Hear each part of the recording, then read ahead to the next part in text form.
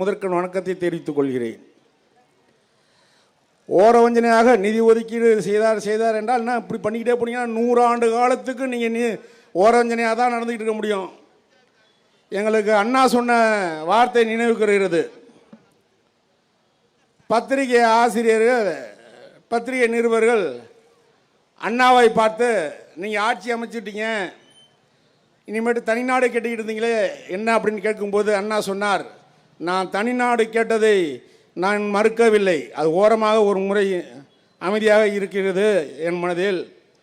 எப்பொழுது ஒன்றிய அரசு தலை தூக்கி எங்களை கண்டு கொள்ளாமல் விடுகிறதோ அப்பொழுது நாங்கள் அவங்களை கண்டு கொண்டாமல் விட்டு நாங்கள் தமிழ்நாடு கேட்போம் என்று அண்ணா சொன்னார். அது இப்போ நடந்துவிடும் போல இருக்குது. ஏன்னா ஒன்றிய அரசு ஓரவஞ்சனையாக நீங்கள் பார்த்தீங்கன்னா தமிழ்நாடுங்கிற உச்சரிப்பே இல்லாமல் இந்த ஒன்றிய அரசு நடந்து கொண்டிருக்கிறது. மத்திய ஒன்றிய பிரதமரை 2 வார்த்தை, ஒன்றிய பிரதமரை அண்ணன் ராஜான்னு சட்டையை கொத்து பிடிக்கல, அவ்வளோதான். மத்தியில் எல்லா கேள்வியும் அண்ணன் கேட்டுட்டார். இருந்தாலும் அவனுங்களை திருத்த முடியாது, அந்த சங்கிகளை திருத்த முடியாது. ஏன்னா இப்போ எனக்கு பத்திரிகை படிக்கிற பழக்கம் அதிகம் உண்டு. ஆங்கிலம், இந்தி, தமிழ் இதை காலையில் 1 மணி நேரம் படிச்சுக்கிட்டு இருப்பேன்.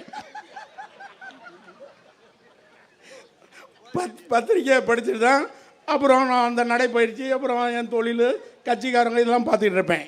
நான் படித்து இருக்கும்போது ஒரு காலையில் ஒரு திடீர்னு தகவல், ஸ்ரீரங்கம் சட்டமன்ற தொகுதியில் ஒரு பிரியாணி கடையை வாடகைக்கு விட்டாங்கன்னு. இந்த மாநகர செயலாளர் இருக்கான் ஒருத்தன் சீனிவாசன்ட்டு, எங்கள் மந்திரி காலையும் கழுவுறான், எங்கள் மேயர் காலையும் கழுவுறான், காசை வாங்கி சாப்பிட்றான். அவன் நடத்துகிற தொழில் என்னன்னாக்கா கேபிள் டிவி. பால் ஊற்றிக்கிட்டு இருந்தான். நான்லாம் எப்படின்னா 4 தலைமுறைக்கு முன்னாடியே பணக்காரன், நான் பரம்பரை பணக்காரன்.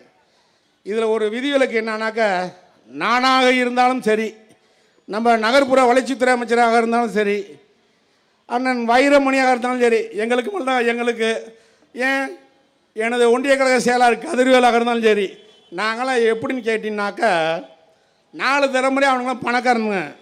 புள்ளையே இல்லைங்கிறத வேண்டி 2ஆம் தரம் திருமணம் நடத்தி தான் எங்கள் நகர்ப்புற அமைச்சராக இருக்கட்டும், இந்த பழனியாண்டியாக இருக்கட்டும், இந்த வைரமணியாக இருக்கட்டும், இந்த கதிர்வேலாக இருக்கட்டும், ஏன்னா சொத்து இருக்குது, பிள்ளைங்கள்லேருந்து தான் எங்களே பெற்றிருக்காங்க.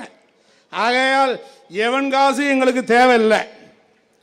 என் கடை பிரியாணி கடை விட்டங்கிற அந்த வார்த்தையை சொன்ன சீனிவாசன் அவர்களே, இந்த அவலமான மத்திய அரசுக்கு நான் ஆண்டுதோறும் நான் எவ்வளோ நிதி கட்டுறேன்னாக்க 1,05,00,000 வருமான வரிக்கு பணம் கட்டிக்கிட்டு இருக்கிறேன். ஜிஎஸ்டி 2 கோடி ரூபா கட்டிக்கிட்டு இருக்கிறேன். ஆண்டுதோறும் 3 கோடி ரூபா இந்த மத்திய அரசுக்கு நான் தான் பிச்சை போட்டுக்கிட்டு இருக்கிறேன். அன்னைக்கு என்னன்னாக்க பிரியாணி கடைக்கு வாடகை குட்டேன்னு சொல்கிற இந்த மாமாக்கார அந்த மாநகர செயலாளர் அவர்களே, உங்களுக்கு நாவடக்கம் தேவை. நான் 2 திசையும் ஓடுவேன், நல்ல திசையில் ஓடுவேன், குறுக்கு திசையில் ஓடுவேன். நான் எதையும் சந்திக்க தயார்.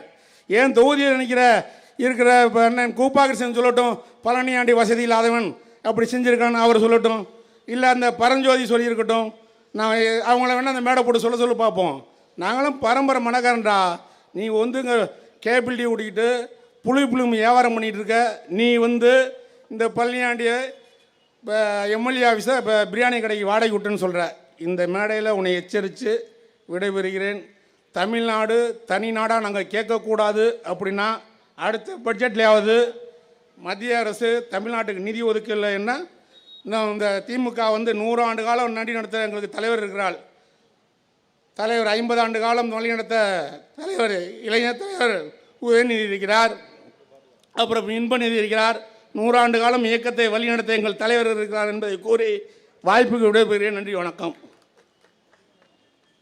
லால்குடி சட்டமன்ற உறுப்பினர்